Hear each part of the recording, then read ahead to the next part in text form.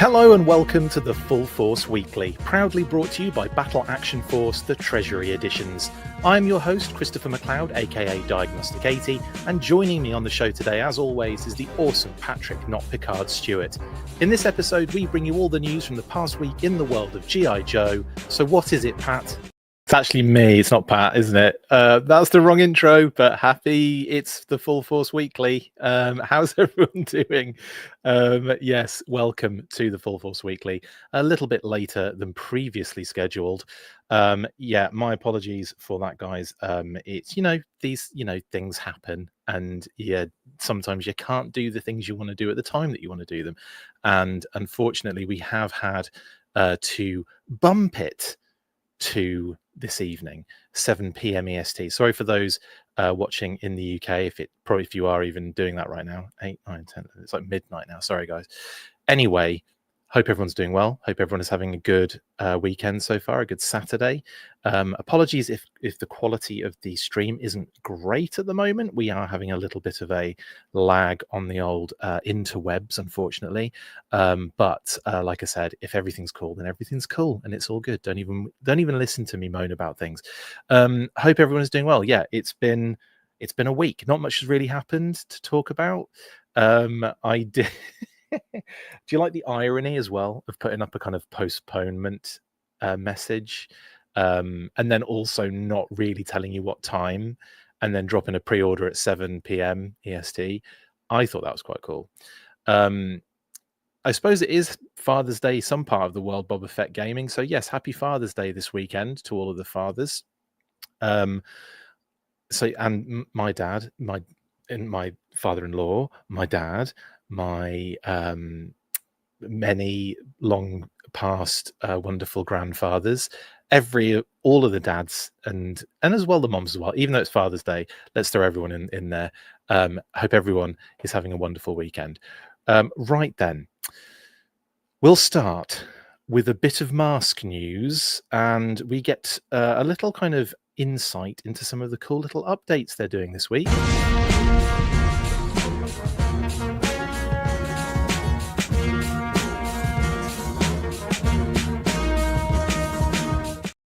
Yes, so the loyal subjects have posted images of their new mask vehicle features, little breakdowns of some of the things that can be done, additions, some things that are already on there that from previously, but mainly kind of highlighting some of those things that we didn't really have on the originals, starting with Rhino. Now, this actually does highlight something that we haven't had in the past, and that is the blast effects on the sort of like smokestacks, which obviously flex down. That tactile memory of feeling those smokestacks kind of like wrench down, almost like I felt like I was going to break them as I moved, because like they had to go around a few things and had to flex out before they went down and then lock back in again. They were on that kind of little springy mechanism, and I just got that as a tactile memory right there. I can feel it as I'm talking about it. And obviously what we have that is a new feature on this particular vehicle are those additional blast effects attached to said smokestacks. And of course, the other classic feature, the kind of battering ram grill that kind of shoots out to a point and then acts as a little extra buffer when you smash through things. But anyway, that is kind of rad. That's obviously all the classic features are on there, and some of these little new things. The other aspect to the Rhino, which wasn't clear on the model in hand, it was only shown in a magazine image. I think it was Toy Collector magazine, where they had this little winch kind of jobby kind of sticking out. It also had Bruce Sato, who's in the back of this little vehicle. It was sitting in this vehicle at the moment, the mini vehicle on the back of the Rhino. It had his mask blast effect as well. So and you can kind of make it out there as well. He's wearing the long helmet, the long mask, and he's got the little blast effect kind of just showing off a little bit from the side. So a few little extra additions here, obviously, on show for the Rhino. Blast effects, as I said before, and this little cool little winch, which is really neat. Then we have The blast effects that go in the back of Thunderhawk's engines as well, so the little afterburners can have little farts coming out of them. Fart-to-burners. Again, like you can see the classic sort of features on there. The spoiler comes up and lifts up the kind of like bodywork at the bottom, and then you kind of exposes the afterburners basically on in the plane mode, as it were. You can see there though that you can actually access that without opening the doors. I think before you'd press the button on Thunderhawk, the doors would come up and that would spring up, wouldn't it? If I remember correctly. I could be wrong on that one. They might have had separate mechanisms actually, but I feel like they all happened at once. I could be wrong, but in my head it did. Anyway, it looks like there may be some sort of separation of that aspect, which is kind of cool. Anyway, this looks really dope. Hello, everyone in the chat, by the way. There's a lot of you. My apology. I'm not ignoring you. Happy Father's Day. Everyone's just saying Happy Father's Day. It's a little bit early for where I am in the world, but yes, it's definitely clicked over midnight in my old stomping ground. So shout out to me dad in the UK. Happy Father's Day. I'm a wonderful in-laws as well. My wonderful father-in-law as well. Slave says, these look great, but I'm waiting for Shark. She's the mask I've always wanted. Ramen Toys is great, but pricey. That is a good point, actually. Gullwing door, like a DeLorean. Yes, figure 6-pack. They kind of go up like that, don't they? I watched the mask wave in envy as a child. I used to, like, honestly, I had... So the first... I think it was one of the first Christmases it was out. I think it was Christmas. I had Boulder Hill, Switchblade, Thunderhawk, Rhino, Jackhammer, Piranha, Condor, and I think that was it. Oh, Gator. So I had quite a lot of them in that first kind of wave, and then following that, and it wasn't just all at once. I think that was a birthday, a Christmas, and then maybe a couple of other little jaunts out in the kind of meantime, in between that time.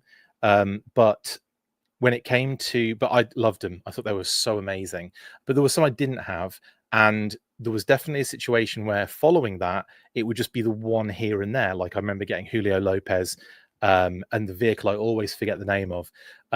He's basically a little kind of F1, not F1 sort of go-kart that he drove.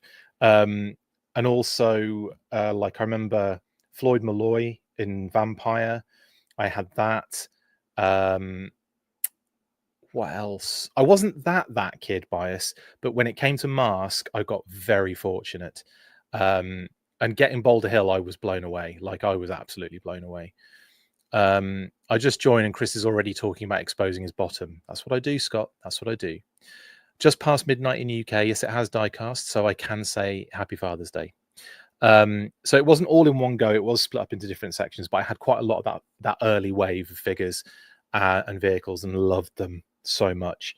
I'm trying to think. Yeah, and then after that, it was sporadic. It was like I think, like I said, I think I had like maybe 1, 2, 4 following that. Wasn't a lot after that first like wave of figures, but they were so good. They were so good.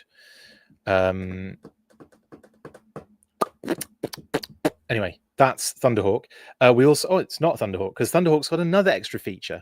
It's got this little ditty, which actually shows up in the cartoon. So they are adding this. I completely forgot. I was going to put like a screenshot in there of this actually happening in the cartoon, but completely forgot to do so.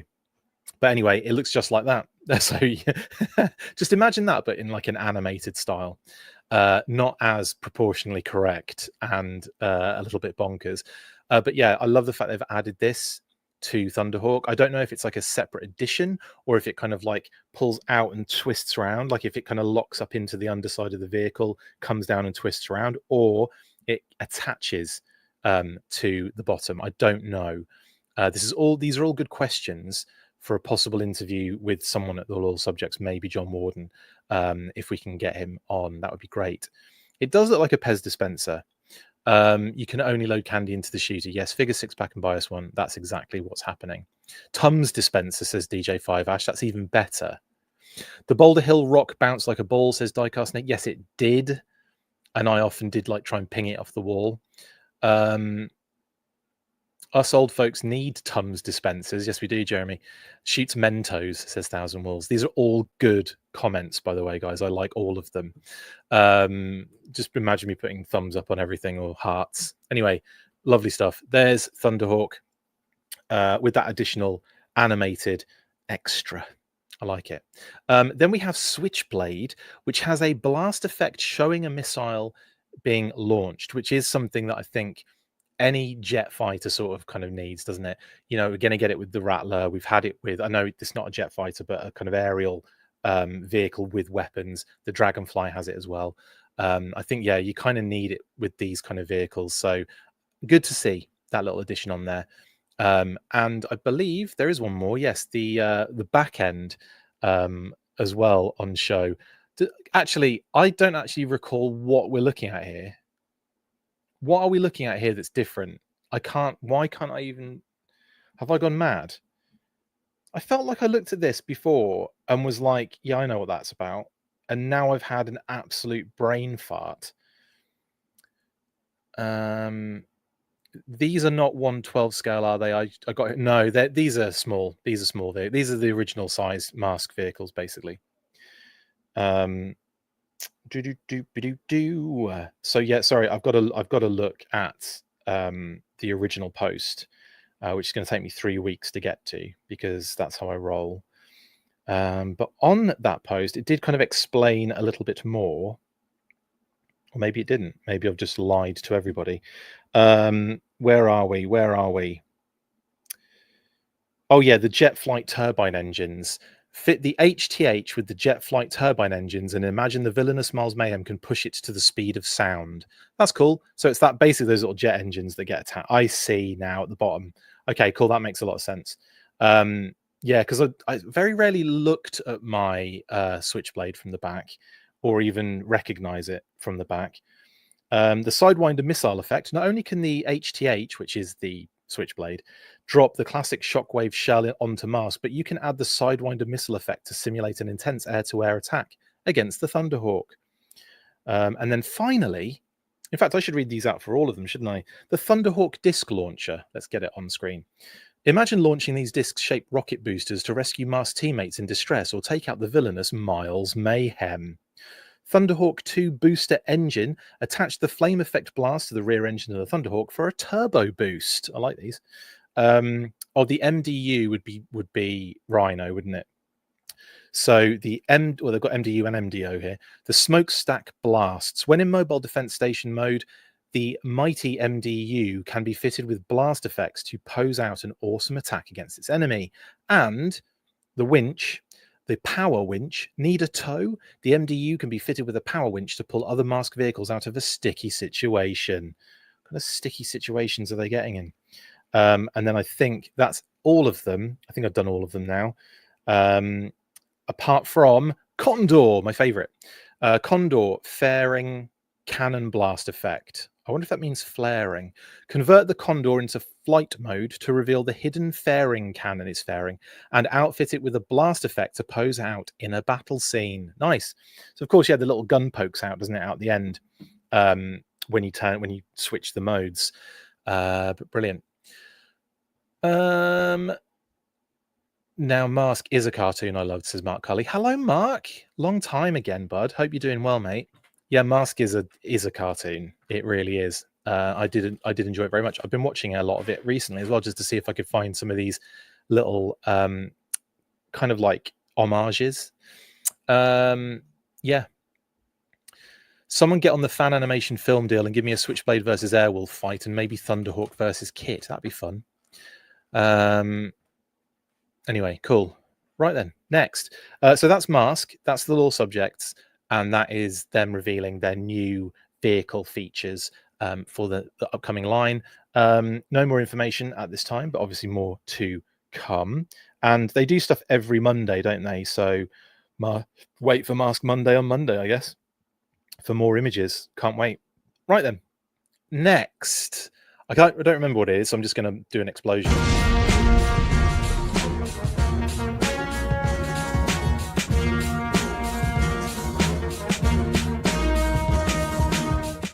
It's Gridiron. Yes, the Phalanx has been revealed from Gridiron Studios in the last couple of weeks, and they posted a comparison image of the Phalanx alongside the HasLab Hiss Tank, and it sort of dwarfs it a little bit, doesn't it? I mean, the Hiss Tank's got a little bit of height on it, but then in terms of length, Kitty said, the Phalanx is a beast. We'll have a look at this. We've got this little image, this little angle here. Kind of like a little kind of oblique. Is that right? Yeah, oblique shot. It's not like exactly, kind of like showing you the difference really because of the forced perspective, shall we say? But this one should do it. As we can see here, I love that they went black and white with this. I don't know if there was a reason for that. You guys might know an obvious one that I'm just not catching, like some sort of like, don't want to get in trouble with Hasbro sort of thing. I don't know. I'm not really sure what that difference it would make, but I like the black and white images. They're very nice. Anyway, maybe the Phalanx isn't. Well, it must be because they've taken pictures of the actual thing. It exists, so I don't know why. But in any case, it is rather big, isn't it? And it does absolutely dwarf the Hiss Tank to quite a degree. I could see this Phalanx being about the size of the Snowcat. I could see that. You might think I'm crazy pants, but I could see the Snowcat being about that big. Maybe a little bit smaller. Wish he was a baller. But it's rad, this thing. I am very excited to see the Phalanx kind of in reality at some point. But yeah, this thing is next level, and it really does dwarf the Hiss Tank. Is anyone in the chat going in for a Phalanx? Because they are quite, I mean, it's a pricey thing, but it, for obvious reasons, it's about 399.99, which is about 400 minus 1 cent, so roughly. So it's a Hossen price, but there you go.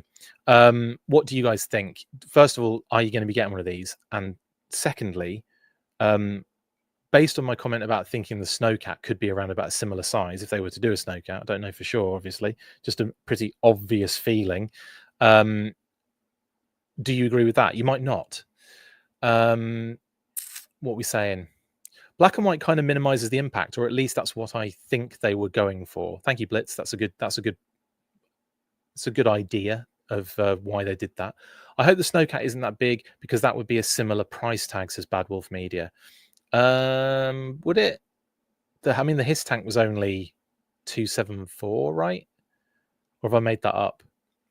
It's obviously going to be a bit more than the Hiss Tank if that's the case, but I don't think it would be that much. I'm waiting for the HasLab, says just under Anderson. Yeah, me too. Jeremy says he's not getting on because it's HasLab season, and that's a very good point. Same for Real Zim there. Bias One says a bit too rich for a 3D printed vehicle, says Bias. Yes, I've already said that it was Bias One, sorry. I don't have the money or room, says Derek. Ditto. Figure 6 says I'm investing on PC equipment this season. No Phalanx, unfortunately.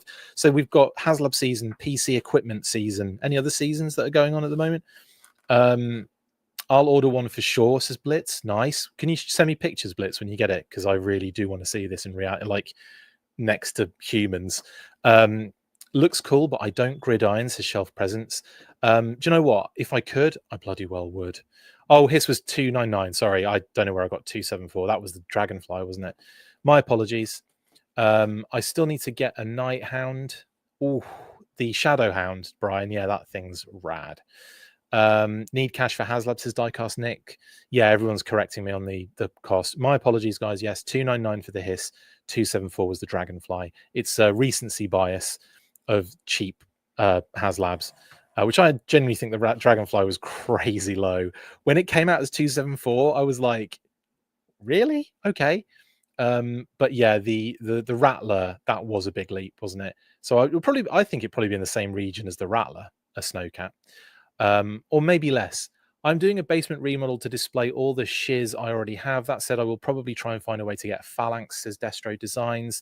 I feel you. Wabbit season as well, Jason. Yes, we've got Wabbit season. We've got PC equipment season and HasLabs season. Need to eat season, says Bad Wolf. These are all good seasons. Duck season, Tiger Force season. I'm expecting the Snowcat, if it is that, to jump in the 300 to 325 region, says Bites. Yeah, that's where I feel like it would land. I'm selling my Oil Striker minus crankcase when it comes in. Oh, that's a shame, Brian. Oh, so it's right. You want crankcase, you don't want the Oil Striker. I understand what that. My brain couldn't work that out for some reason. Looks very cool, as most Gridiron products do, but money and space requires me to focus on the official stuff, says Twisted Kister. Yeah, I feel you on that one. I'm tempted by this thing, says Kyle Osborne, but I don't know where I'm going to put all of the official Joe product coming out. No room for this. Yeah, I think we're all reaching that point, aren't we? Looney Tunes indeed. Blitz. Yeah, I need the space for actual Joe vehicles, says Shelf Presence. Fair enough, guys. Okay, cool. Well, that is the Phalanx, which I keep looking at and going, this is freaking rad. It sort of would make for a very cool APC, like a classified APC in my mind. But that thing is awesome looking. Anyway, there you go. That's the I don't know, comparison was the word I'm looking for. That's the comparison shot. Next up, we have more news about something that, again, I've completely forgotten what it is.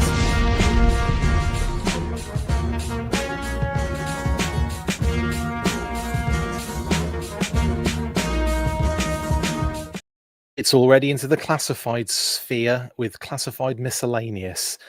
Yes, lots of different things have been happening this week. Obviously, we've had the Not a Fan stream and pre-order drop, but that will be a separate section, which I will kind of breeze over a little bit because I covered it in so much detail during the news burst, so which was last earlier in the week. So I will kind of go through some stuff again and talk to you guys about some other stuff, having a bit of time to think about it as well. But at the same time, I'm not going to be languishing over it for too long. So anyway, you can go and watch the news burst for that. It's effectively the same thing, just with different branding. that's effectively what it will be, because it's still me talking to you about it in a similar way with similar graphics, just a different color. And where it says weekly, it says news burst and stuff like that. So it's not really much different, in all honesty. I've just ruined it for everyone there, haven't I? Just ruined everything for everybody. Anyway, we've got Lenny inputs. We've got Darklon and Footloose images. We've got target spotting. We've got figures arriving in port. We've got all sorts of classified news. And we'll start with Slice It Up. Yeah, Lenny posted another input on his Instagram, this time of Slice. So we've got Dice now and Slice, or Slice and Dice, however you want to put it. And again, I do love these little inputs. I do like when Lenny kind of posts his stuff.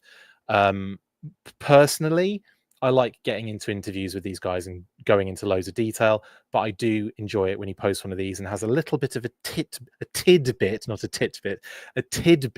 of information that we didn't know previously, like something about, I don't know, a part or a piece or whatever it may be. In any case, that's Slice. And are there any, this is a question, because obviously this is not the same, as I've spoken to Pat about this in the past. This is not the same kind of thing that we kind of get with the vintage era, where you get loads of different concept sort of work and, all sorts of different stages of concept work. It seems to be slightly different now. It's a little bit more kind of streamlined. It's a little bit more like straight in, it's kind of straight into certain kind of development phases, and they have streamlined it over the years. So you don't get all these like really interesting, like, printed out memos and little things where the designer's asking for something with regards to can the sculptor make sure this happens and stuff. And then obviously the old inputs where you, rather than this, which is just like, like Lenny's just put the pieces on like a white background, you to have like an input kind of board with like, maybe like like a deco board as well to show the deco the Pantone colors that's going to be used and all that kind of stuff, just things like that. It's not really the same, is it? TK Storm says, Chris, have you ever done a shelf video? Always fun to see collector shelf videos. I haven't really. Not like publicly, but I've got two massive bookshelves, one with Cobra, one with Joe on it for classified. And I want to do like, I'm going to rearrange them and make them like really, really cool. And I don't want to do like little dios in each square, which I know is mental and will take ages. But I kind of want to do that with little backgrounds pinned up against the back of the thing as well. So it's kind of like a nice full force in each square, and then on the top make some huge thing. I mean, I've got like one of the extreme set dios on the top of my bookshelf, which has got all, it's like, it looks like a Cobra motor pool basically. It's got a Robo Skull at one end, his tank at the other, and all the other vehicles in between, sort of thing. It's pretty dope. But I will, when I've got something that I want to actually share, I probably will do. Jay, who asked me that question, TK, I probably will. But for now, they're just all sort of just lumped together in like, they're posed and everything, but they're in like specific groups. Like the Crimson Strike team are together, Cobra Hierarchy, Python Patrol, the ninjas are kind of stuffed together in a way, the Snow team and everything. And then for Joe, like Tiger Force, Night Force, Arctic, that kind of thing.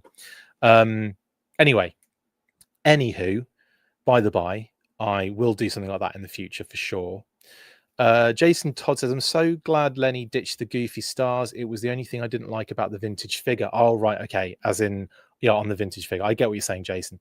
I thought you meant like he was wearing them or something. And I'm so glad he stopped wearing those stars. Lenny looked weird. But yeah, hi, Travis, as well in the chat. Toy Kind of Mood. I'll be talking about you in a little moment at the end of this little segment. Am I going to Joe Fest? Asked Paul. I'm not, unfortunately. But for those that are going, have a great bloody time. I'm very jealous. Pat will be there, I believe. So if you want to go and say hi to Pat, shout out the full force, tell him how much he's awesome, how awesome he is, and how much you love him on the show. That would be great. Can't wait for Slice and Dice, says Derek. Yes, same. Do you know what? I wasn't that fussed for the longest time. Even when the leaked images came out, like the leaked prototype, pre-production figures kind of was showing up, I was like, oh no, they're cool. And I love these little aspects, like the dragon mask or the Oni mask, whatever you want to call it, and all those other kind of elements as well that they kind of threw in there. Very intriguing, and I really liked them. But seeing them complete, fully realized action figures, I love Slice's Sai in his wrist gauntlet. I think that is a lovely touch. They didn't have to do that. They didn't have to make that removable, and they did, and it's awesome. So I'm down for it. I love the weapon. I love the amount of stuff they come with. I love the straw hat that becomes a shield if you want it to be a shield, and the cape. I love all of that stuff. It's amazing. Yeah. Sorry, I'm just catching up with some comments, but nothing directed necessarily at me. Shelf Prison says, I like these. They're very clean, but I'd love for the Hasbro team to give us a hardcover with the art designs for the line so far and ABCA photos from the boxes and etc. Shelf, that would be so good, wouldn't it? I'd love to see all of like the maybe just presented in a different way. But like I said, I do like the fact they do these. Chris, has Lenny found the missing slice sword from the last live stream? I don't know. I will ask him though. That's funny. They were setting it up, weren't they, for the previous live stream, the one that actually happened, and it just zipped across the building and went under something, which is hilarious. Anyway, yes, so Slice, phenomenal, and thank you, Lenny, for doing all these great inputs. Also, we have stateside port arrivals, a bit of shipping info. So we're getting like direct shipping info now, which is cool. Shout out to direct shipping information. And whenever we see anything that obviously lights up our Intel board, we're all over it. So yes, so Retro AN Buttons, aka Flint, and Retro AN Mindy, aka Covergirl, have hit US port now. So not too long to wait before these start getting distributed. It's usually about, once we see it hit port, it's about 2 weeks, and then we start seeing some movement on it. Because obviously, depending on when you get into port, there's a few things that might happen. It might get caught up in customs. It might have to go through a customs process. It will have to go through a customs process. But depending on the day, the person that's doing it, whatever, it might be a long process or it might be a short process.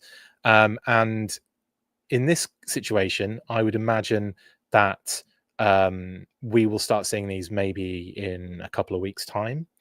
No Televipers, apparently not Jeremy yet. But we do kind of see this happen as well. So we'll see waves of figures broken up and coming in at different times. We had, yes, dial tone shipping indeed, Detect 30. And also they kind of went up for a small amount of them, went up on Pulse again recently. I missed it. I'm so mad.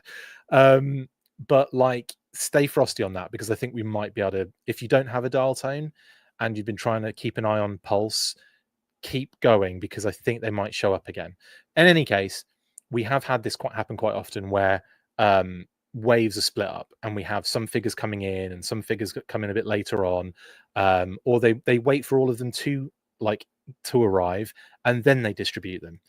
So that might be something that ends up happening as well. But as far as we're aware, Flint and Covergirl have arrived, and we haven't heard if Televipers are here yet or not. They might be.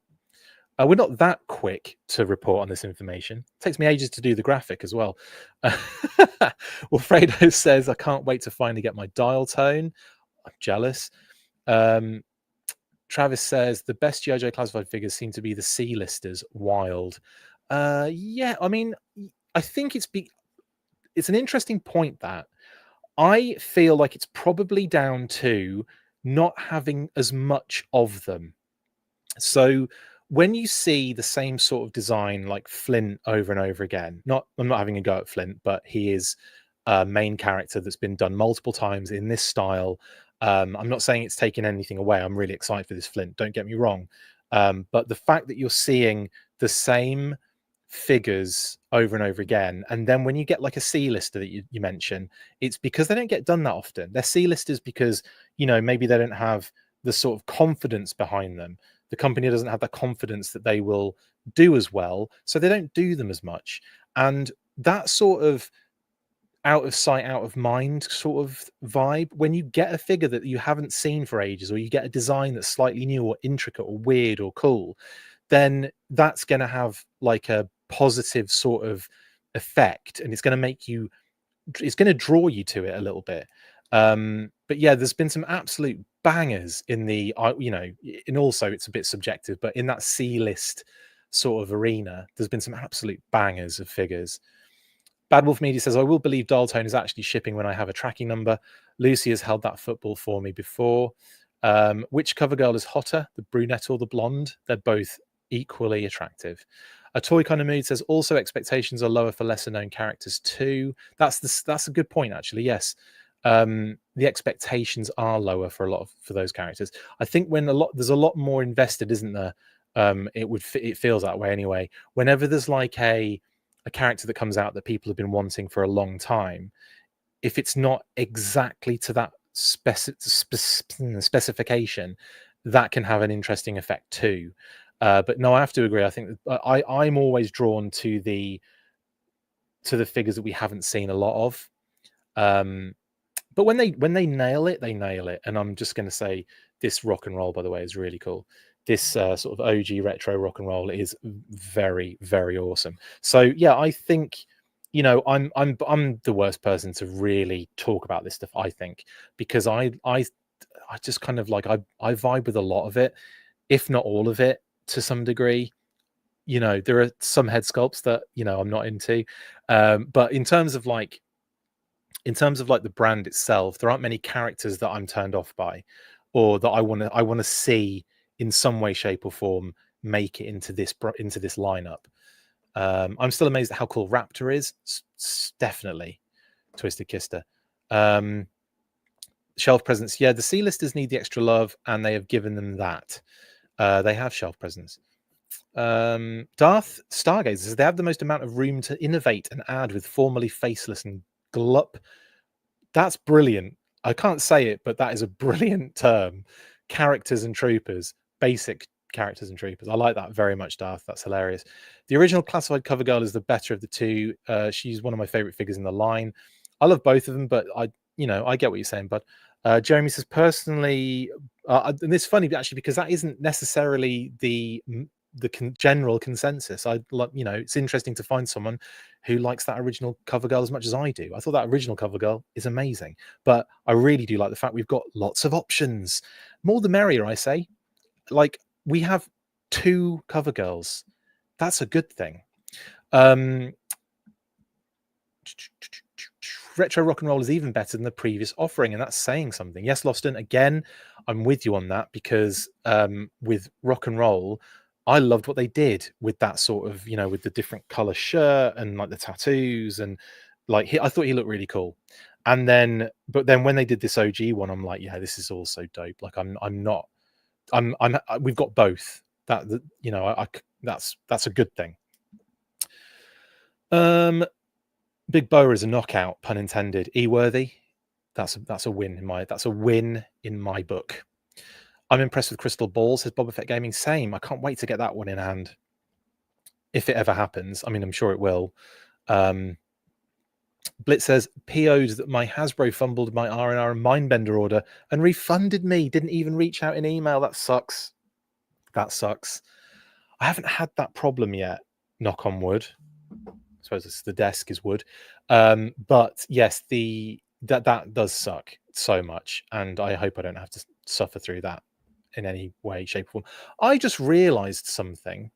Damn it. Sorry about this, guys. I'm just going to have to do a slight bit of multitasking here, as I realize I completely forgot to do something. Very important things, actually, for this particular stream. I'm such an idiot. Sometimes. One is the thumbnail for the image of the episode. I know you're probably thinking, that's not a big deal, Chris. It's fine. The other one is I have to manually monetize it beforehand. Again, you're probably thinking, big deal. It's not like you're doing like 1 million views or anything, and that is actually very true. I'm not, but it's always nice to try and maximize the potential here. Anyway, I've done that now. So now that you've seen how the sausage is made, I should have done like a screen share of what I was doing, shouldn't I? But sometimes when I'll do that when Pat and I are on, I'll be like, oh crap, I've forgotten to do something. So I'll try and pretend like I'm still talking about something, or when Pat's doing it, I'll sneak away and try and do it, and then I'll be like caught completely unawares when I come back. Always the way. Anyway, yes, we do need Bomb Strike. I think Bomb Strike would be phenomenal, and Dana from the October Guard. Yes, there's so many different female figures. I think we are like we've got to be on track to get in. Like I feel like Bomb Strike is a big kind of character, especially in the comics of recent comic kind of time. And I feel like she'd be a brilliant. I mean, they could do some cool stuff with Bomb Strike as well. Really cool stuff. Especially being like, like a drone maybe, because we haven't really seen that yet, have we? We've seen like a little drone with a little zzz, but I'm talking like a proper military drone sort of thing, if that came with one of the figures, because we haven't really seen that yet. We've seen it in the friggin' 4-inch scale multiple times. Got heavy duty today, says Kyle. Yeah, I think mine comes on Wednesday. Such a pain in the butt, that. But no, I'm glad that why am I complaining? He's coming and he looks amazing. I can't wait. I'm glad that you guys are getting them in hand already. So I think that, does that relate to the next thing that I can't actually seem to do anything? Yes, shipping now. Isn't that good timing? What a segue. Accidental segue there. But thank you very much to whoever it was that mentioned that. Who was it? Who said it? Kyle Osborne. Thank you for that accidental segue. Loston, thank you so much for the super chat. Bomb Strike, Lifeline wetsuit, I want them. Yes, Loston, I agree with you, and thank you very much for the super chat. It's very, very much appreciated. I do think Bomb Strike's a big one.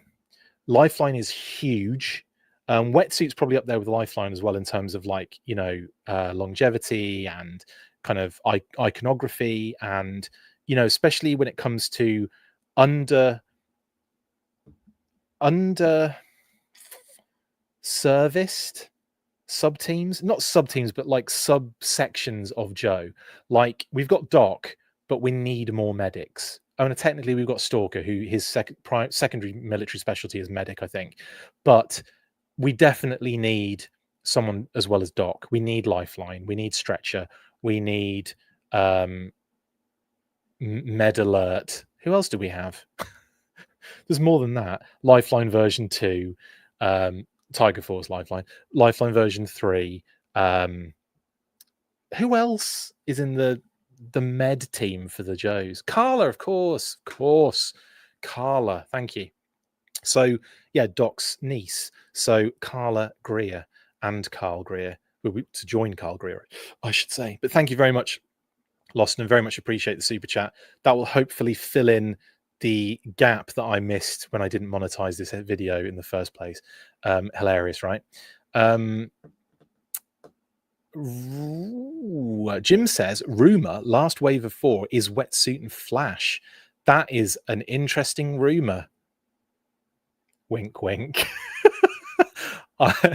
I'm the worst, aren't I? I wonder if that could be if they could be involved. That'd be great if they were in there. We'll have to see, won't we? What about Bomb Strike or another Action Force character as a tier for the next HasLab? Sure, Scott. If I had the power for that, I'd be all over that crap. I think Bomb Strike needs to be her own, like a retail figure, personally.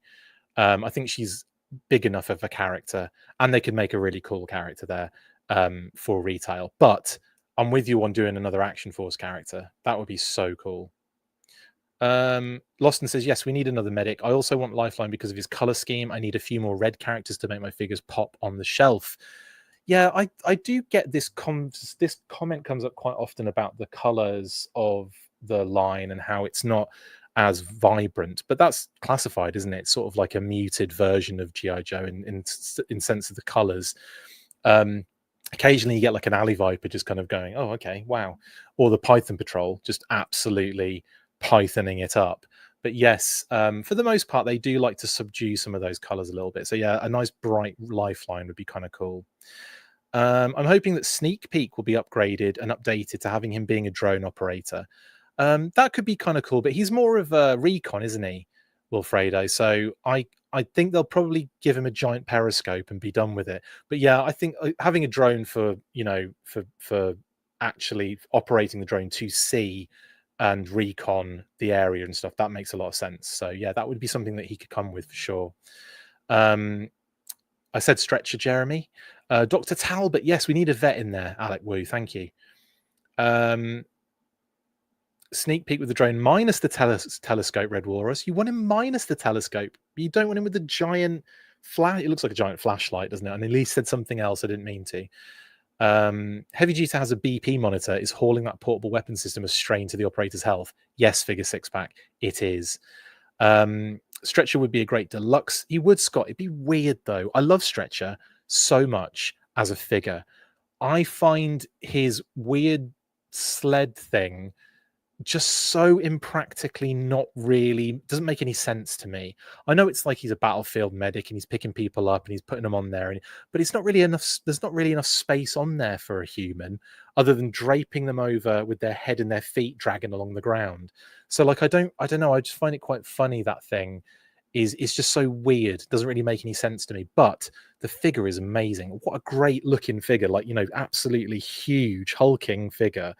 Really good head sculpt, the cool hat and everything. The design is really cool. But yeah, when it comes to that weird skiff that he has, so odd. Wolf Spider is pararescue, so he is at least AMS trained. True, Kyle. I like your thinking there. He is. Hey, are the Rattler stateside or do they finalize all the shipping addresses before they leave the factory? Oh no, Bryce. The Rattler is coming. It's all here. And they are getting everything prepped and ready for shipping. So that date of it's not the 14th, is it? Which is today. Have I gone absolutely bonkers here? I forget what the date is. But anyway, whatever date that is when it'll start shipping for people, or the day after. But effectively, that period of time now, we get all our addresses sorted, and then they ship. So it will be. They are stateside, definitely. Sideswipe, yes, Jeremy, that is a definitely super underutilized medic. Yes, thank you for reminding me of that one. 2002 as well. Anyway, sorry, I'm not going. I've missed a lot of comments. I apologize. I'll move on a little bit. Stretcher on a heavy duty buck makes a lot of sense. Actually, I like that, Scott. I had till the 13th. Yes, it was yesterday, wasn't it? Thank you, eWorthy. So yeah, they'll be shipping now, basically. So they'll be shipping. if Wetsuit is a standard wave figure, can he still come with that big water propeller? I would think so. Like he could still be decked out with loads of gear in a retail figure, because Doc, do you remember Doc? He was a retail figure and he had a stretcher and a crap ton of other stuff. So they could definitely put most of the tooling budget into kind of one of the figures in the wave, and then sort of like, ease off on some of the other ones. Flash has already got a lot of his parts, if you think about it, hasn't he? He's got the visor helmet, the probably the body build. The secondaries will probably be new, but then of course we have the backpack and the laser that came with Glenda. So yeah, so I just to say on that one with Wetsuit, I don't know 100% if he's going to be in that wave. So to be perfectly clear, I don't know for sure if that's the case. I've heard the rumors as well, but if he were to be in the retail wave, you could get away with giving him a decent amount of stuff. So he could have his halogen lamp, he could have that kind of vehicle, the underwater vehicle, he could still have his helmet, backpack, hoses and everything, and they could still throw in a couple of guns and a knife and all that kind of jazz too. So I would say it's not.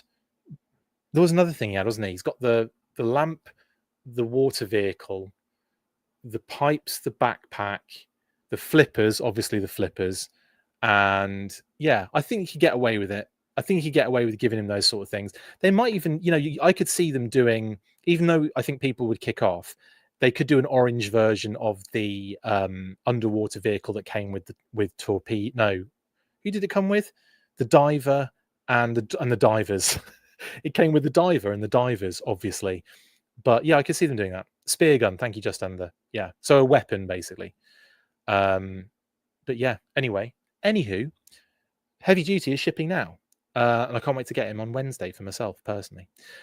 Now, this is an image by. Sorry, I forgot. I completely forgot who it was, and I was going to get the post up in advance. Guess what? Forgot completely to do so.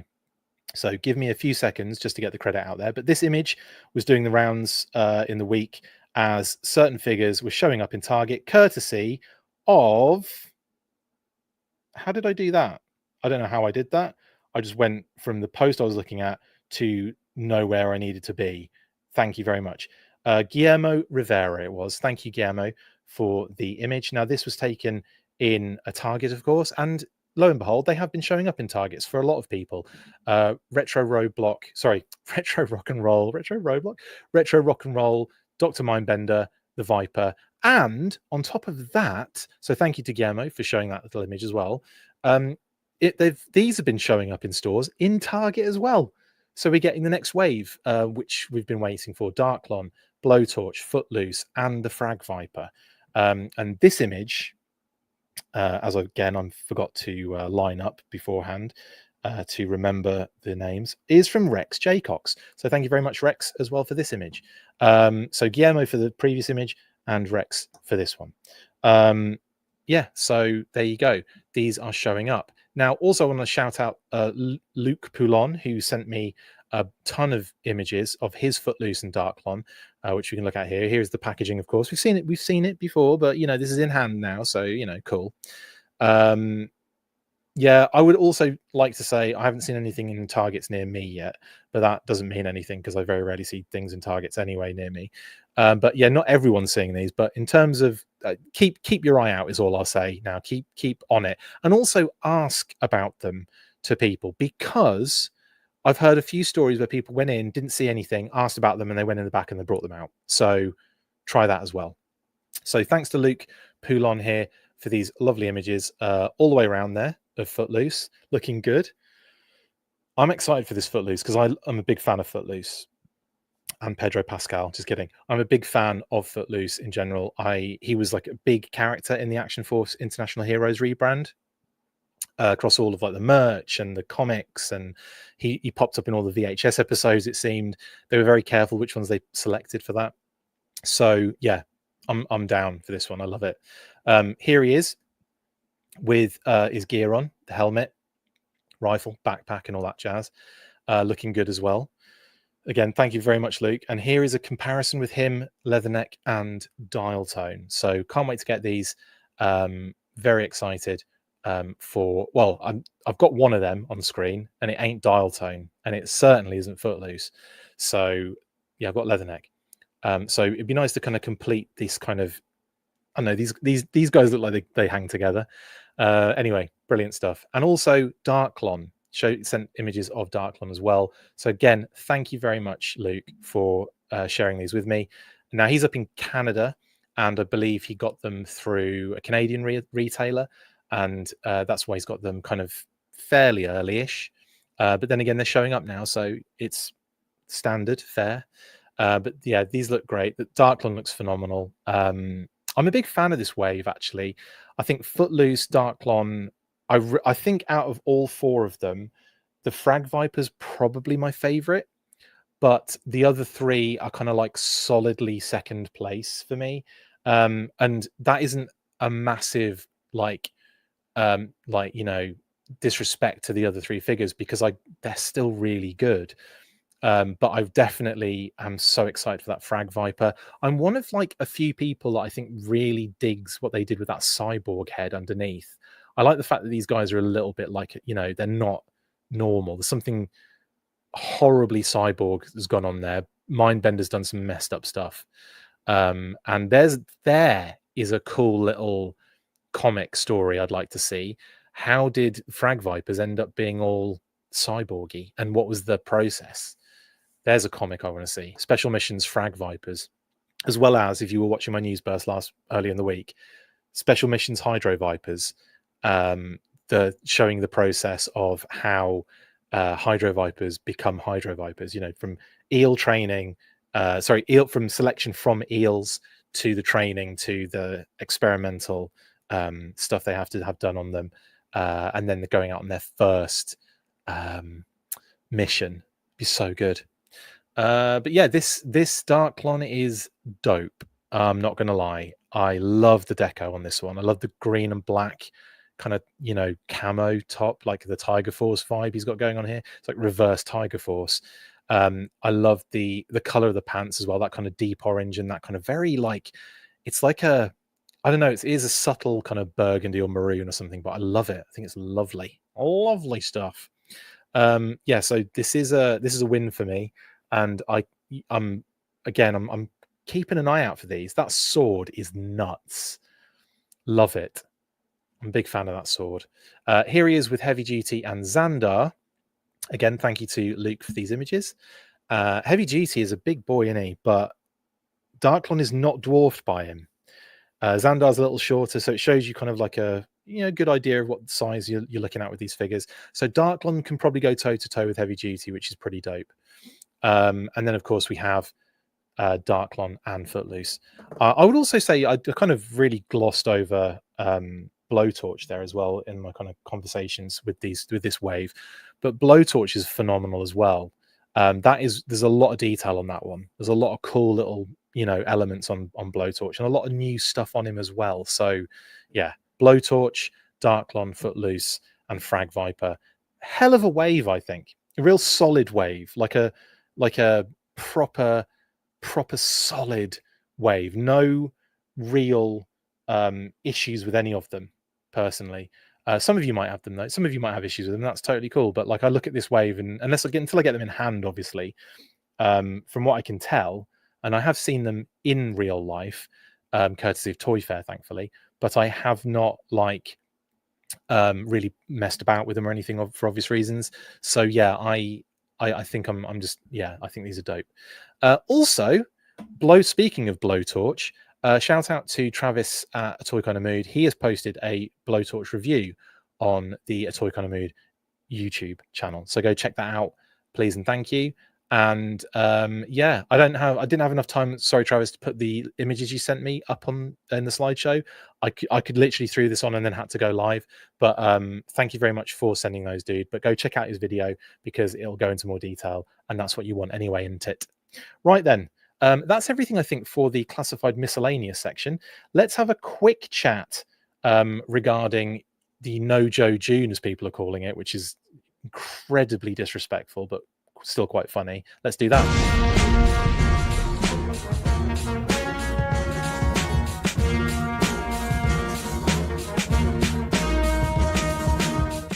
So yeah, not really a lot to report on this. Nothing really happened. Everything's cool. Everything went without a hitch. Jokes, jokes, jokes. Yes. So let's talk about YoJo June week 2, which wasn't really. It wasn't a no-Joe situation. It just wasn't a fan stream. Let's get that proper clear, shall we?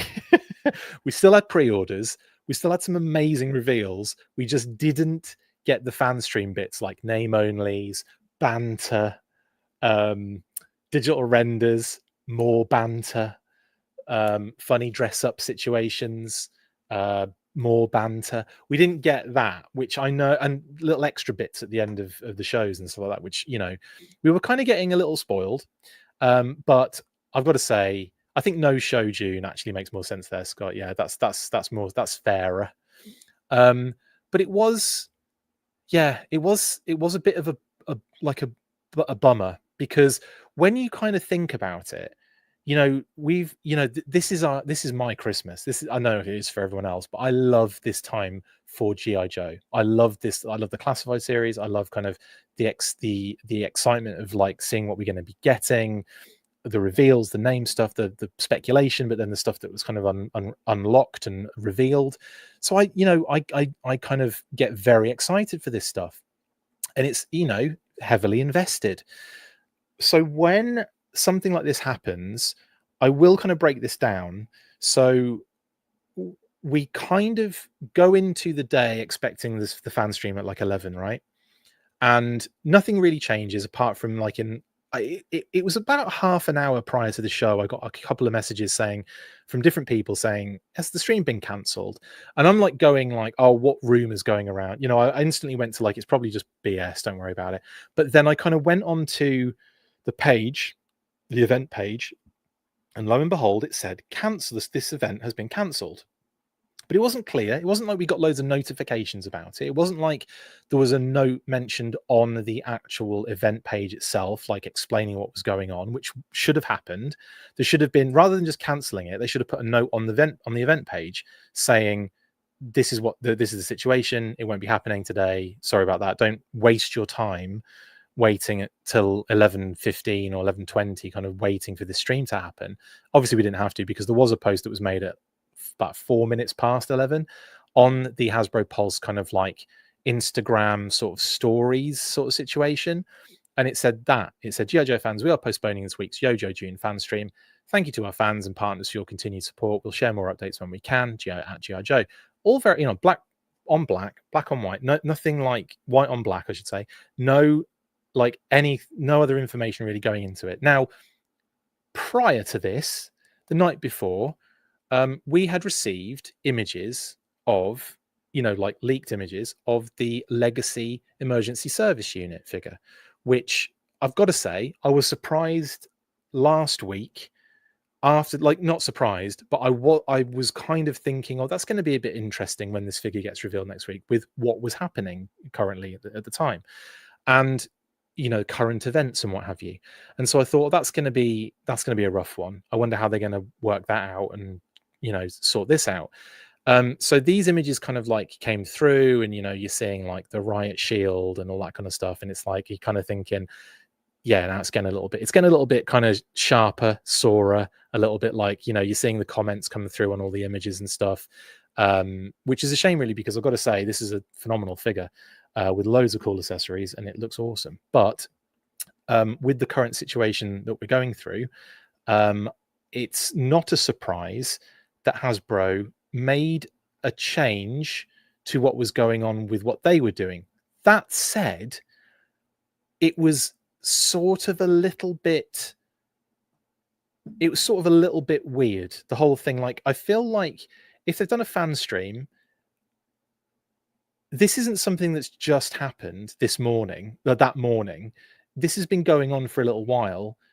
I'm surprised no one said anything beforehand, is my first thing that I would kind of look at it and go, why didn't they say something prior, or why didn't this come up beforehand? Because that would make sense to me. Like that, you know, I don't know. I just think it would have made more sense to do something about this in much earlier on, so that we saw like a render of the figure, but we didn't get it for pre-order. Whatever, no one would have cared, because for the most part we end up with figures and all sorts of stuff that we don't expect sometimes that come up for pre-order, and then the claw doesn't happen for like 9 months or whatever, and then it finally comes out and we're like, okay, cool, it's out now, but it was ages. So it wouldn't have been beyond the realms of possibility that the we would have just not forgotten about it, but like not really paid much attention to it. But yeah, this was definitely a last minute maneuver. But then I was confused, because I definitely think it should have been a little bit, I don't know, it just should have been a little bit more clearer in that sense. And I suppose it was too late to do anything about the fan stream, like edit it or whatever.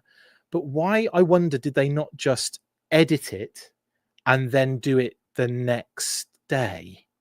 Do you know what I mean? Because now we got pre-orders, so don't get me wrong, but we've been definitely denied, I would say, a few extras that we usually get with YoJo June. We don't get fan streams all the time. We get good ones, and we get them like, and they get filled up and they've got loads of cool stuff in them. And don't get me wrong, I think they do great for that.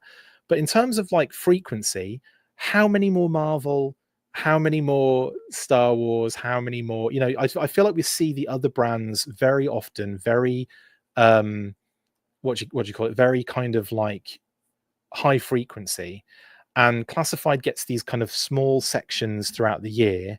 And then we get YoJo June, which is supposed to be like, oh yeah, it should be like this should be the big one, shouldn't it? Like, it should be the month. And yeah, and I kind of feel like we got a little bit stiff this week. So I'm hoping that next week they do something in order to fill the gap that's kind of missing from last week, if that makes sense. And it's only really name only reveals and renders, isn't it? That's all I'm talking about really at this stage. But yeah, I don't know. You feel like, because I love the live streams. I love seeing them. I love having Lenny, Tony, and Emily on and everything like that. It makes me laugh at some of the, when you see some of the like real nasty comments with people like having personal attacks at like, some of the brand team, which is mental. Honestly, they can't, they're not the ones you need to be aiming your ire at most of the time, or all of the time, honestly, or any, you shouldn't be really aiming any ire anyway. This is toys, guys. But like the fact that they get so much crap, and yet when a fan stream doesn't happen, the anger that people have, and it's like, yeah, but you don't even like it anyway, because you just like say horrible things about the people doing it. So surely the ideal outcome is that you get the pre-orders and then you move on, like for those people. It doesn't seem to be the case. I just think, it's one of those things where there's agendas and there's anger and all that kind of stuff anyway at the brand team, which is kind of crazy. Anyway, that's by the by. There was definitely a few missteps, though, I will say, this week. And yeah, the fact that I'm pretty sure it said that pre-orders weren't happening, or it was just like, it didn't say anything about pre-orders. And that's the thing that really confused me, because when it got to 1 o'clock, I wasn't prepared. I wasn't expecting them to drop. Someone had said, I think TNI had reported that the pre-orders are still going ahead, and I was kind of like, and I saw it, didn't filter into my brain. And it's weird because I remember seeing it, but no, it didn't filter into my head. And then obviously the day I'd been busy at that point, and then I got messages saying, oh, the pre-orders are up, and I'm like, what? As if I hadn't seen that post earlier. So anyway, yeah, it got me all a bit confused, and then whatever. And a little bit, yeah, just a bit out of sorts. And I remember doing the news burst afterwards and just being kind of like a little bit like, eh. Anyway, don't know what's happening with this particular figure. I assume it's being postponed. I don't know if it's been fully on completely cancelled. But I think it's just being pushed. And we'll see if anything ever comes with it again. I don't know. Like after, I really don't know. Who knows? If they do come out, I don't know if they're going to come out and say anything about this. Probably not. Because the other thing is, by the way, I will say this on their, in regards to what Hasbro's point of view, those leaked images, they obviously didn't want those leaked. But the thing is, that's going to happen. That's going to happen with those particular figures.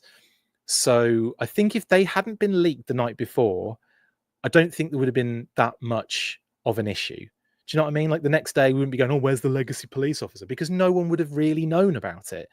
So anyway, it's just one of those things, isn't it? It's just it wasn't really handled very well. The last minute decision was a little bit crazy, and it was just like, let's burn everything down and go and then deal with it next week. And it just feels like there's been nothing afterwards. Like they could have posted a social post with the renders that they were going to show, or maybe some name only reveals. Hey, we didn't do the fan stream, but here's what we were going to reveal. I don't know. I'm sure they'll make up for it next week, but we were going to have something every week anyway. So I feel like we've lost out a little bit as Joe fans. That said, we did get some other cool stuff to enjoy. So the retro bats obviously went up as well for pre-order. Here is the packaging, digital background as well, which I always like. I love that on the new sort of like retro cards. But I did mention this last night. Still not last night, whenever it was when I did my last news burst in the week. Still not a massive fan of the lighting on these retro cards.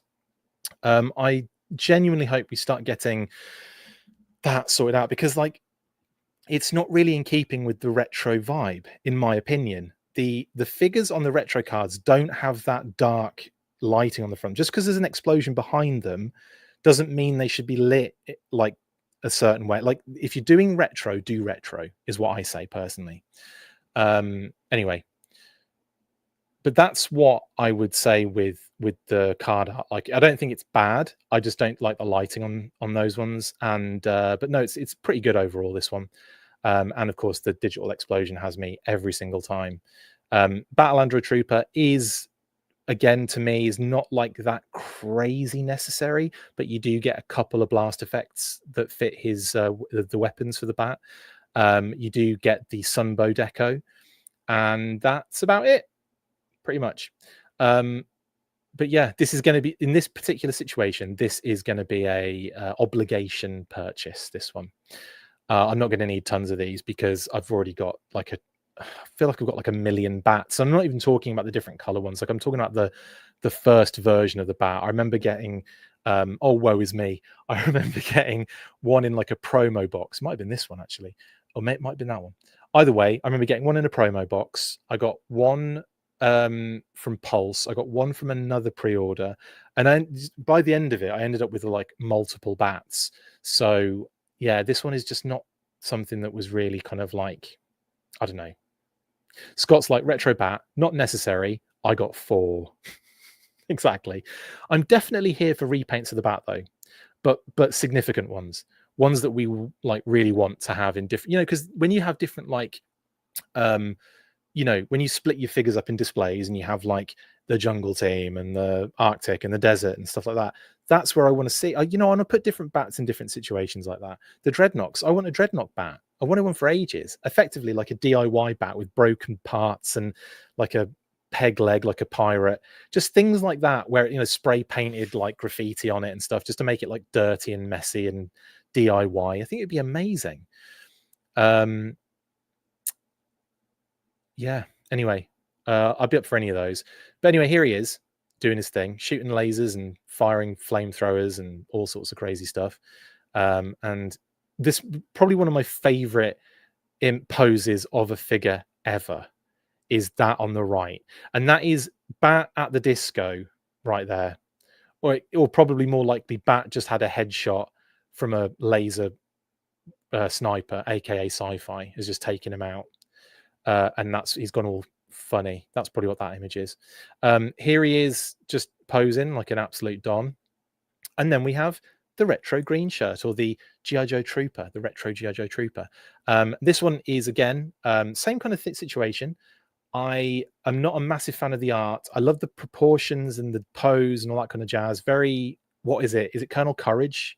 It looks very Colonel Courage in the same kind of like pose. But it's the lighting again, just like completely like killing some of the details on it. And I just don't understand why they keep doing that. Again, hopefully that changes in the future. It looks like he has a Mission Impossible style latex mask as an accessory. It really does. That's hilarious. Anyway, wooden bat, says Blitz. That'd be cool. The green shirt, though, yeah, this is dope. And it's a nice little fun addition to the classified series. Again, we've got Steel Corps as kind of like troopers, but these are like even more basic kind of troopers. And again, you can kind of fill out some of your displays with some of these guys in the background. So I think this is a winner. And again, very simple. They've got like a retooled secondary, which is kind of like a reuse with a slight change with the little buckle addition at the top. And you know, but it's a very simple kind of like figure at the end of the day in terms of build, kit bash, throwing in weapons and accessories that we've had already. But again, you make and you get 2 different head sculpts as well, so that's great. So again, I'm down for this, and I like the fact that we've got these kind of basic green shirts. And how good is it going to be with like a ton of green shirts, the full OG-13 crew as well? I think that's going to be one hell of a sight once they all come out, which can't be that long now, can it? Here they are again, just doing some more poses. Watch where you're pointing that thing, mate. And then, of course, we had Sarge and Mercer. So, of course, we didn't get we got a little bit of talk regarding the render for this before, like on the 2 live streams or 1 fan stream ago, because there wasn't a fan stream last time. So on the last fan stream, they did discuss some elements of this set from the render. So we've got the kind of the new head for Sarge, which has got the molded whistle in his mouth, tons of cool accessories, 2 head sculpts for Mercer, loads of hats. Like, this is the Malibu Stacy set right here, isn't it? This is a Malibu Sarge with a new hat, and he really does rock those hats. In terms of the background, we do get a few kind of close-ups here. There's like a little building in the background. I wonder if is that the bivouac? Did we discuss this? I don't think anyone said anything in the comments last time. But I would say that it's got to be something that's out there. I know this is the slaughterhouse area that they're in, but I think that's like the building of the where it's like it looks like a building. It looks like the plane, they've used a plane and they've kind of like added bits to it and all that kind of jazz. But yeah, I think that's what that is in the background. But yeah, it says the slaughterhouse there. Look on a sign. We have the first shot there of Mercer's elbow tattoo, a spider and cobweb and skull, which is pretty hardcore. And then we have other little homages in there. We've got those cheeky trouble bubbles in the background, piloted by Retro Vipers, who are getting into lots of photography and backgrounds, aren't they? Because obviously with the Retro Trooper is out now and in stores by some accounts. So yeah, it's interesting to see they're being utilized a lot in some of the images, and it makes sense to be involved in this 2-pack because Mercer is an ex-Viper, which is pretty cool. Look, that is a hell of a loadout for a 2-pack as well, I've got to admit. And the more I look at Mercer, the more I like him. The only thing I would say is I think I prefer the other head, the one that's not on him at the moment. I like the snarl's all right like that, but I think I prefer the kind of more neutral, because Mercer to me is kind of super cool under pressure. He's super nonplussed, very serious, but also has that charm about him. And I think he kind of is more serious and definitely needs to be like that one on the right. I'm definitely feeling that head sculpt more than the kind of snarling one. But it's cool to have options, definitely. I definitely will be defaulting to the non-snarling Mercer though. Very cool. And here they are, wearing some shades as well, just shading it out in the desert, of course. I love the Sarge's deco here is really cool. And again, this is it the heavy duties buck? I want to say his body. I want to say torso section. But it works really well with the Sarge. Makes him look huge as well. Like, he is huge anyway, but it's even more hulking somehow. That deco is amazing. I love the desert camo on the pants. Again, an homage to the convention exclusive from the con from whenever it was. But yeah, I'm feeling this set. And then the promo images are fantastic. Shout out to Corey at Hasbro, who did I think all of these, I was reached out to by Matt Cohen, Shooting the Galaxy. He said, yeah, Corey did all of these ones, and they are fantastic. So fantastic stuff. Sarge with the desert camo and whistle is awesome. I think so too, Loston. I like the non-snarling Mercer too. Same. The neutral one is okay. Not a huge fan of his underbite. I expected a more chiseled jawline. Same bias. I want the one from the movie for sure.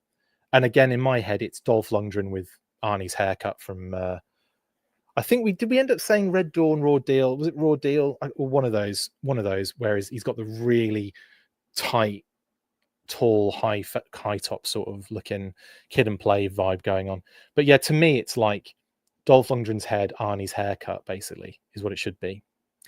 Great images though. Again, like beating up vipers at the slaughterhouse in the desert.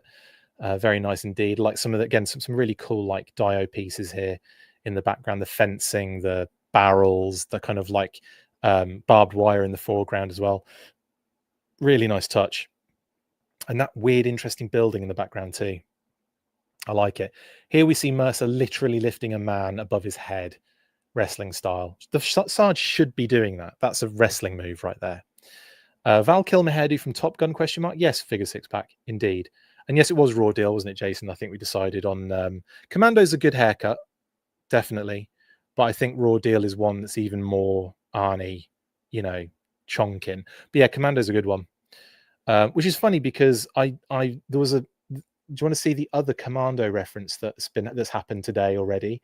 Did anyone pick up on the other Commando reference? By the way, I didn't say it, but it happened, and there's been a Commando reference today. Does anyone know what it was before I click on the image that I think is correct? I think it's this one.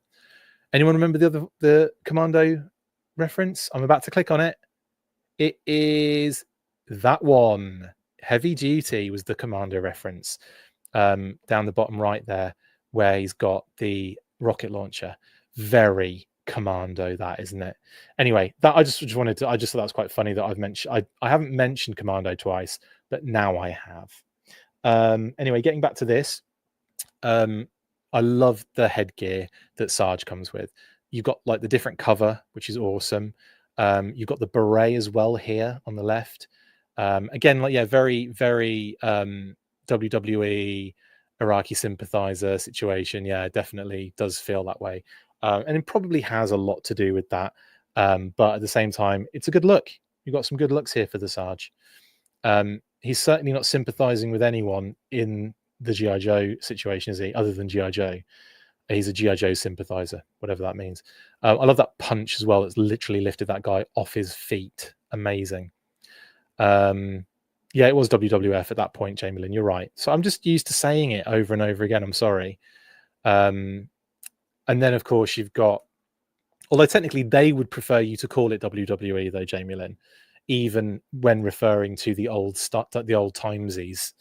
So I'm just conforming to the corporate. I'm conforming to the corporate request, I guess.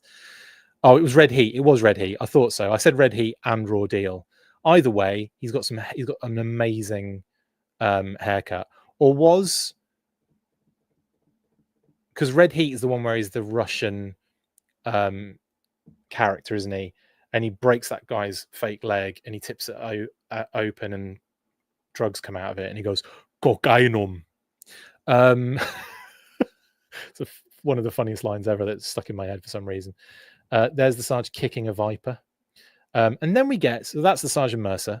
And then, of course, we got my favorite reveal of last week, and that's the Ore Striker. Yeah, very happy with how this turned out. We get a fun little look at a bridge layer again on the box render. And as well as the bridge layer, we got different versions of the Ore Striker, kind of rocking different versions of the Ore Striker, I guess. No roll bar. That's mental. And of course, what looks to be, it does have the one on the back, doesn't it? Yeah, it does have the roll bar on the back, it looks like, with the extra seat. So we still don't see it without the roll bar, other than in some of the other pictures, but you don't see like a full shot of it. But anyway, it's interesting that it looks different in every single picture. Like this image here does not look like what this Ore Striker looks like, which is kind of weird. This has Rumbler vibes for sure. This one on here definitely has Rumbler vibes that someone mentioned before. And again, like I don't even think it looks the same in this image as it does in some of the promo images. Again, the loadout here is pretty intense. Lots of cool stuff. Binoculars, coffee mug, goggles. Forgot what the word goggles were. Visor, 2 different neckerchief styles, a helmet, another helmet that is more like a cross, what are they called? Motocross helmet, a pistol, and a knife. And Crankcase, I'm telling you now, has never looked better. This is an epic version of Crankcase, by the way. This shot looks, again, different. And again, from a different angle, of course, but again, it's like a different vehicle we're looking at. Loads of cool like design details here. We've got that kind of, now apparently those tampos on the front there, that it's got like a kind of like a snake head or a dragon face or whatever, they're removable. So they can come off. They've got like a soft tack to them, so they can be replaced again. So you can take them off, put them back on like the, I guess like the decal sheet, and then put the other one on. So you can kind of take them on and off multiple different times, and they'll stay sticky, which is amazing. So that's a cool little touch. I like that a lot. So you can have, whatever version you want, and you can change that display every now and again too. And then, of course, if you look at the promo images, we've got lots of different things to kind of enjoy here. These images, like, again, look completely different to the vehicle we've just been looking at, which is kind of funny and kind of making my mind going all over the place, really. But I think this looks really cool. I think the promo images really sell this one personally. Again, shout out to Corey for these. Yeah, the chunky tires. I love the little chunky sort of like tread on them. I think they look really good. Again, you've got the roll bar on both of these images here with the seat. Same situation here, but you've got Crankcase in different kind of looks and styles and vibes. You've got him kind of like showing the details here. That little GPS thing on the interior, that is phenomenal. And the entire roll bar on that shot is removed, so they could take that picture nice and clearly. But I love that shot of the GPS. It's wonderful. The toolkit's really dope as well. And again, we've probably got tools that can go in there. There's going to be a small hammer that comes with the firefighter. You've got CoverGirl has got like the wrench and the hammer as well, I think.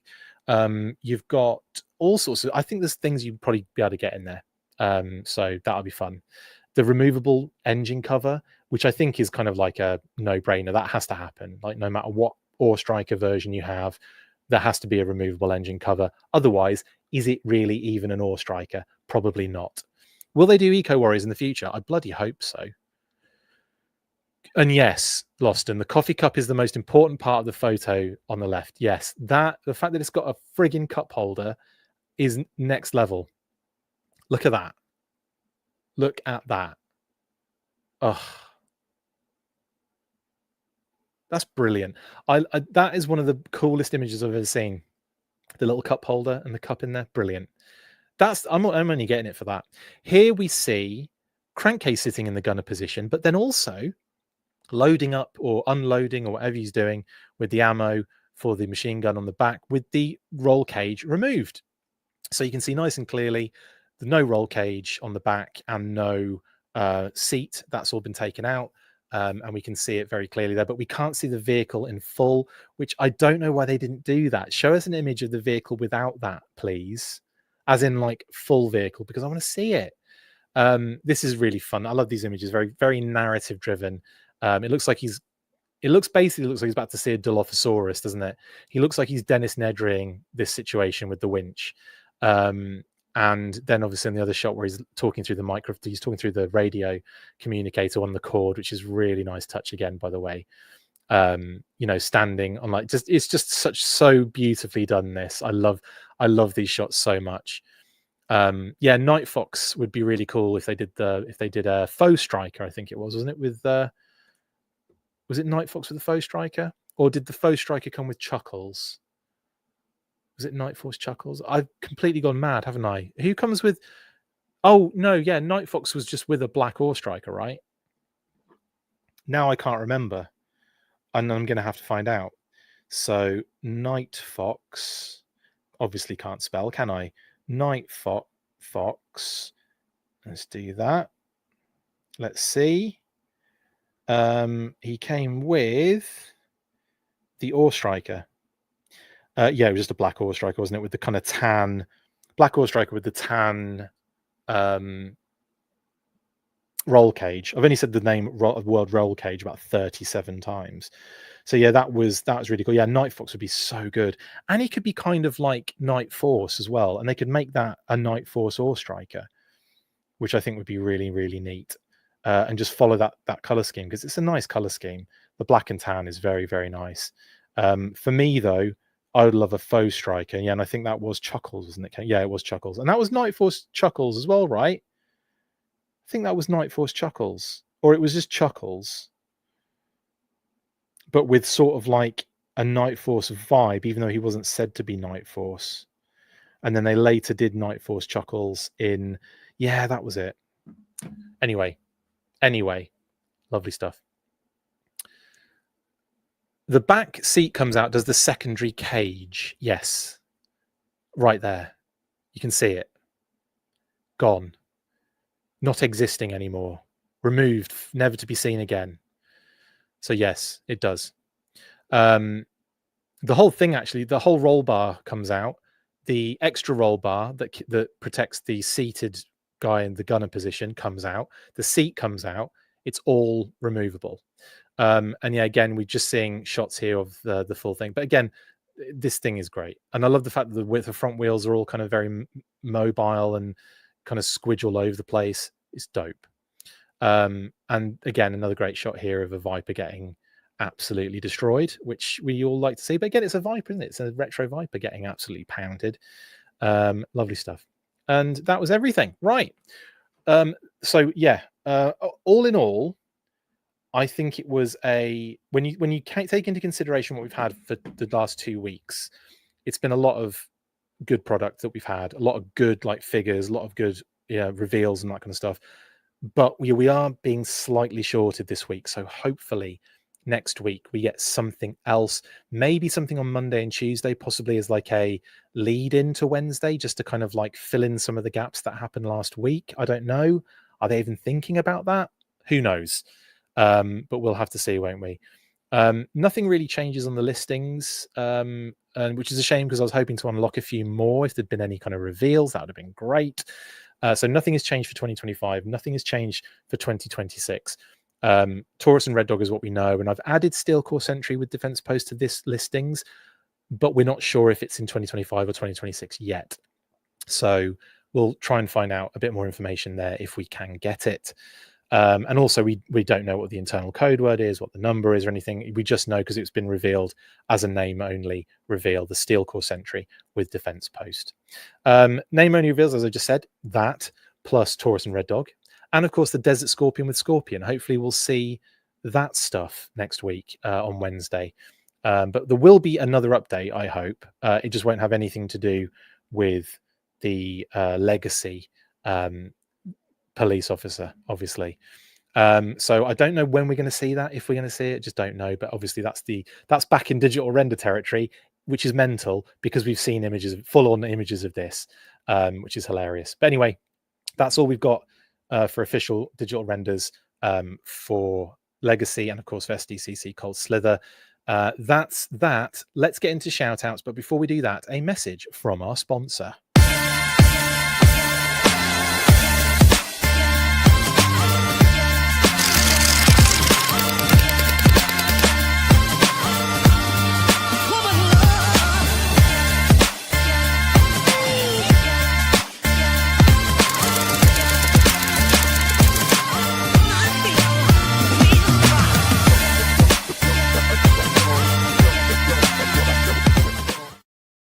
Yeah. Anyway, sorry, I was getting into that.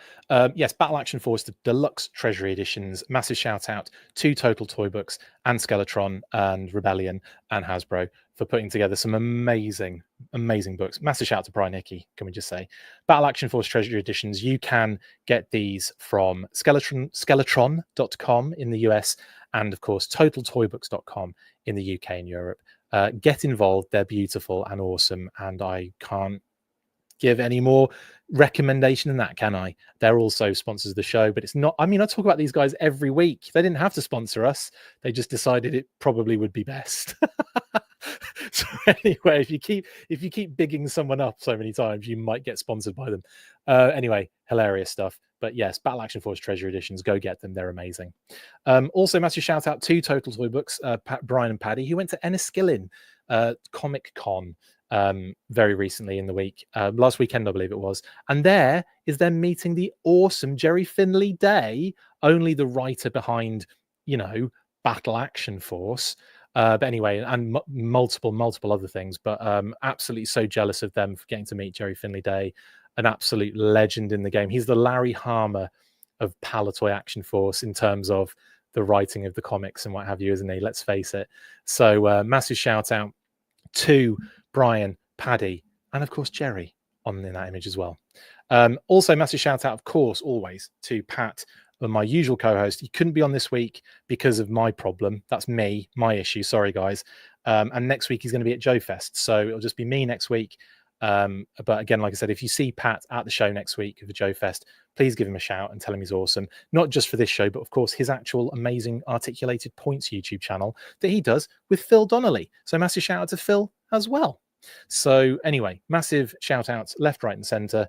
Go check them out. Go sub to Articulated Points, please, and thank you. Also, Assembly Required, November 14th and the 15th, coming up. Excuse me, the in-person human convention for GI Joe in Des Moines, Iowa. Fans in Command is happening right this moment now. Polls are open where you can choose your squad.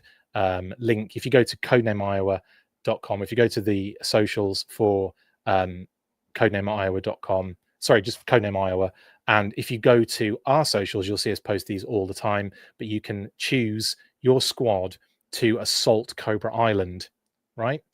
Currently, this is where we are. So this is poll standings as of June the 14th. Beachhead seems to be leading the way, 35%, with Mainframe, 34%. Wetsuit behind. Oh, sorry, Lady J, actually. Oh, actually, no, I tell a lie. They're all over the place. So Beachhead is in the lead of in his particular section. Shall I just read out the blurb I was given? That's probably makes more sense, doesn't it? I'll just do that instead, rather than trying to read things. So voting update number 2.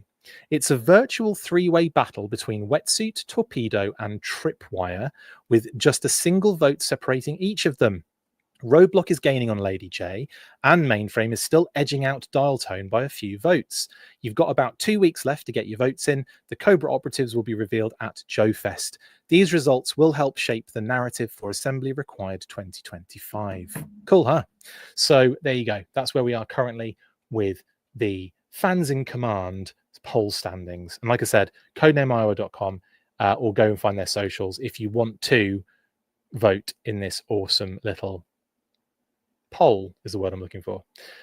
Also, massive shout out to Brian, who does incredible work for the designs for the t-shirts as well. How cool are these? So these are going to be available at Joe Fest, I believe. Let me just quickly get you the actual full-on details for this. So this is a sneak peek of 2 all-new t-shirts debuting at Joe Fest next week. Show who's in control of the weather, at least, with your WDOM TV station design, or flex your brains and your brawn in our Mindbenders Muscle Club tee. So you can visit them at booth 102. Limited quantities will be available for shipping at codenameiowa.com/store after the show. Okay, cool. These are great, by the way. I loved it took me a while. I was like, that Weather Dominator t-shirt is great, and then I was like, oh yeah, because they're like it's a weather forecast channel, and I'm so stupid sometimes, but like absolutely brilliant. Obviously, it's Springfield's most accurate forecast because they're creating the friggin' weather. It's genius. So many levels to it. I love it. I love the little subtle fun puns that Brian includes in these wonderful designs. And Mindbender's Muscle Club is great, kind of like hinting at, well, abs before labs first and foremost is absolutely the best tagline for anything ever. I need that t-shirt. I need both of these t-shirts. Brian, I need both of these t-shirts. Cheers, thanks. Anyway, that's that. Massive shout out to Word Burglar again. That Kickstarter that he's going to be doing, comics and music, can't wait. coming together to make one beautiful Kickstarter. That's going to be launching soon. You can be notified on launch. Link on our socials. We've shared that a few times. Go check out our socials for that link, and go and get notified on launch, please and thank you. He also posted a few little kind of snippets of what to expect. If you're a fan of his music, you'll know all about the Toronton and the Edmonton, but not the Winnipeg. Anyway, and then of course another little kind of clip of a piece of from like a panel, basically from the comics that are going to be done for this particular Kickstarter. I can't wait to see this in loads more detail, and like I said, as soon as that goes live, we'll be sharing it all over the place as well. So massive shout out to the wonderful, stunning human being, talented beyond measure, and just a general awesome, phenomenal person in Mr. Word Burglar. It is a pleasure always working with you, buddy, as well, if you're watching at any point. I can't wait to do more brilliant stuff with you, my man. Also, massive shout out to the wonderful Skeletron.com. You can get RoboSkull Mark IIs right now on Skeletron.com. What are you waiting for? They're the toy of 2024. It's the toy of the year 2024 from multiple outlets, including ours, by the way. Get involved. Also, Renegade Game Studios are doing a pretty cool bundle, by the way, for Cobra-related games kind of bundle they're doing. So go check out that. Go check that out right this second. It's a really good bundle.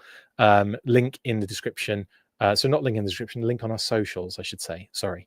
So go check that out right this second. If you're interested in getting into some kind of Renegade Game Studios, deck building, role-playing, all sorts of different things, get involved. Now this is a great time to get involved in it, honestly. So go do that. And Kickley's back with just a few days to kill. No, he's got Repeater and Shockwave added to the library, the pantheon of Kickley G.I. Joe pieces. And these are great. We've got Repeater absolutely giving it some with that steady cam gun. I think that's, when we get Repeater, it's got to be when, right? It can't be when we get Repeater in the Classified series. His accessories are going to be next level. They've got to give him a steady cam gun that actually operates like that on like some sort of like, scaffolding thing on the old belt. I mean, that has to happen. Beautiful. And then of course, Shockwave, which, we already have in the Classified series. I'm very happy with my two Shockwaves. We've got two Shockwaves in the... Who thought we'd have both Shockwaves by now already? That's crazy. Anyway, we've got Shockwave and another great shot here of him basically taking out a ton of Crimson Guards at some sort of Cobra facility. I don't know where it is, but Kickley, maybe you can explain what that facility is, please, and thank you. But brilliant stuff, mate. As always, love your work. Keep it coming. We'll always show it off. And that is it for the episode today. Couple of apologies, honestly. One, obviously the apology for being late today. Again, I want to get it like to the point where you're expecting it and you get what you expect. Totally obviously want to be there, but life gets in the way sometimes. Okay. So I will aim to try and get sorted again next week. We do this a lot. I apologize, but at least I kept it to Saturday this time. And also apologies to Pat, because again, he would have been able to do the show this morning. He just couldn't do it now. So my apologies for that to Pat as well. For those of you going to JoeFest, have a wonderful time. It's next week, isn't it? Yeah, I think it is. So have a wonderful time next week. I want to see loads of pictures from people that usually send me pictures. Just having a great time, and I'm going to miss it, but have a good one. It is Father's Day definitely in the UK now, so happy Father's Day, and happy Father's Day to everyone tomorrow in the US and elsewhere in the world who celebrate it on whatever day it is. Have a wonderful rest of your weekend. Stay fresh, cheese bags, and as always, after 3, you know what to do. 1, 2, 3, full force. Laters.